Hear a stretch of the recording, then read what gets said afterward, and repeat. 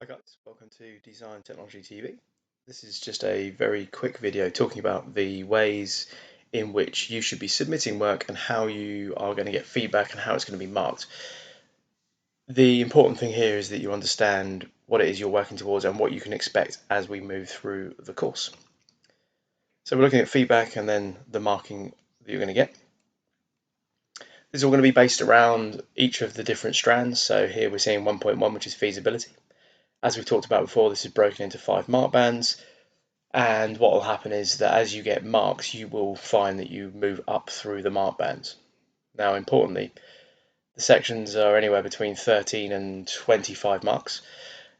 I'm not going to break it down into that much granularity when I mark it, so what I'm going to do is I'm going to simply break it down into the mark bands. So, for instance, if you were to get a 2 out of 5, that would mean that you were in mark band 2.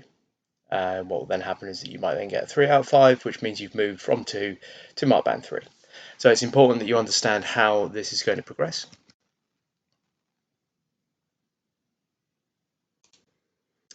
So when you look at Edmodo, the feedback you're going to get is going to be based in Edmodo.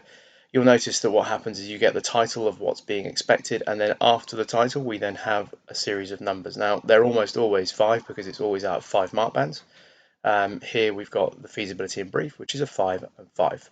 You've also got a sort of outline of the work that I'm expecting to see within these submissions. So if we just now have a peek at one that's been marked from last year. What we've got here, we've got a student who submitted their stuff. They handed in their first draft. Now their first draft was quite good in terms of the fact that it was a 3 and a 2. So it was mark band 3 for the feasibility, and then it was mark band 2 for the brief. So it's broken 5 to 5. So 5 is the feasibility, 5 is then your brief. So it's split between them. So the total maximum mark is 10, and then what they're doing is they are then getting marks that are sat between this. They've got 3 for the feasibility, 2 for the brief at this stage. That's a really solid start. I suppose one of the first things that's important for you guys to realise is that you aren't going to get 5 out of 5 first go. It's just not going to happen. You're going to miss bits out. You're not going to do things properly. There's going to be bits of information that need to be improved. It might be as simple as improving presentation, so there's more clarity of communication, etc., etc. So the most important thing to get in your head is that regular submission of work is the most important thing you can do on the whole course. The way I've set up the course, you can submit work as often as you want. The best students resubmit 2 sections every week. So that really should be your goal. And what we can see here is this student, he started off, submitted it, I gave him feedback, which goes through those sections. He then resubmits, and we get a mark that goes up on the brief, give him more feedback. He then hands it in again, still the same mark though, because he hasn't actually managed to improve what he's got, but he's probably moved higher within the mark bands. We then have this bit, and then the next bit he moves up 4-3, 5 and a low 4, and some more stuff that he's handing in, and then my feedback going through. He then, his final submission also took into account these final bits as well to push him into the high 5s. So you can see he's submitted this section quite a number of times, and he's worked his way through to push himself up to 10 out of 10. So from your point of view, things I want you to take away are, I'm not expecting your work to be completely finished in every respect. I'm certainly not expecting it to be super high quality.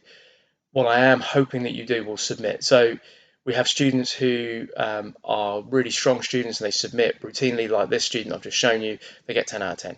I have other students who are really strong students, but they don't submit their work. And then, as happened last year, this student, he walked out with an A. A student of a similar ability who didn't submit walked out with a D, because they didn't get my feedback. They didn't make sure they were working regularly. They weren't making sustained progress. And although their ability was the same, their grades were very different because they didn't play the game very well. They didn't get the marks.